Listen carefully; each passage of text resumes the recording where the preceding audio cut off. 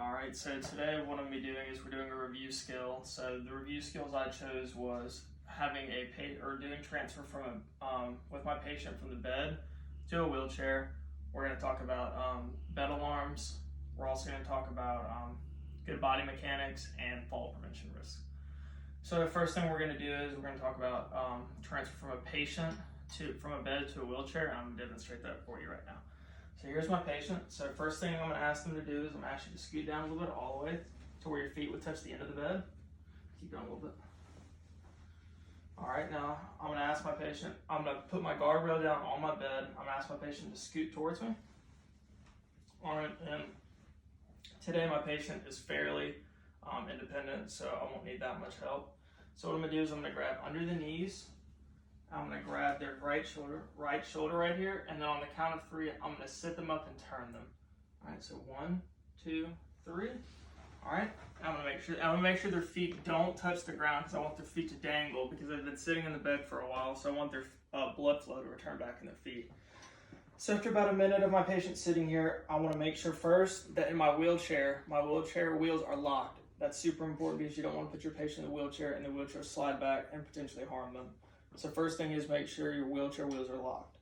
Also, you want to make sure that your patient is wearing non-skid footwear or socks, preferably footwear though, so when we're transferring them that they don't slip.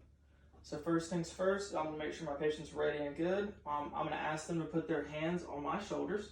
I'm going to get them to spread their feet out a little bit. I'm going to position my left foot in between them and my right foot out because my right foot is going to be my pivot foot.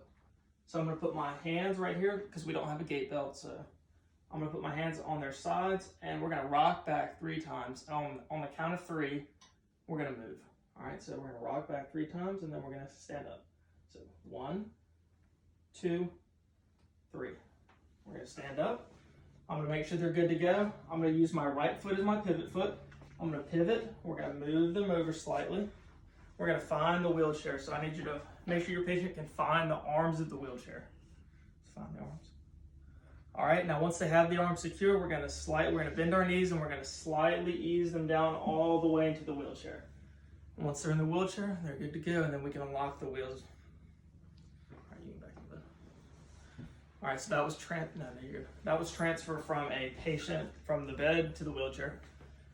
Next, we're going to go over the bed alarm. Now, considering I'm not in the hospital and we're not in our normal skills room, this is going to be kind of hard because on the actual bed, there is a bed alarm setting. So I'm basically just going to explain that. So with our patient can sit in several positions. And on my bed alarm down here, I can set whatever position they're in. And if they move out of that position, the bed alarm's going to go off. So if I have them lay down one way. All right, now pretend like you're trying to get out of the bed. Like, if they move or anything like that, the bed alarm's going to go off and it's going to notify the nurse. This is to help patients who are for extreme fall risk, to help them not fall. This is also going to help the patient if they need anything. They can also move a little bit and slightly alert us or let us know that they need something, either with the bed alarm or the call light next to them. And basically that's a bed alarm. Now we're going to go over safe body mechanics. So what that is as a nurse and as a patient, you want to teach this for yourself and for others. First off, you want to spread your feet shoulder width apart and have a strong base. Second, you want to bend at your knees, not at your waist. And while you're at the waist, you don't want to twist or bend at the waist in order to prevent back injury for yourself or your patient, or to prevent your patient for it to be at any risk. Next, you want to either, instead of lifting an object, you want to push, pull, slide, or roll it if possible in order to prevent injury. But if you do have to lift an object, you want to make sure to lift it and keep it as close to your body as possible in order to not hurt yourself. And all these are good mechanics not only for the nurse, but for the patient as well. So it's important to teach everybody. Next, we're going to go over fall prevention risks. These are pretty simple. These range from in the hospital and at home, so they're kind of melded together.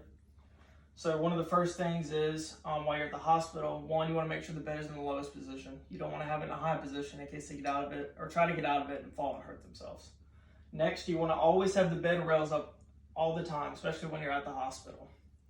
Next, you want to make sure wherever your patient's at, either at the hospital or at home, that it's very well lit so that they can see where they're going. And if they're getting up and moving around, you want to make sure they have non-skid footwear, either shoes or socks, just to help prevent them from falling so they have as much grip on the bottom of their feet as possible.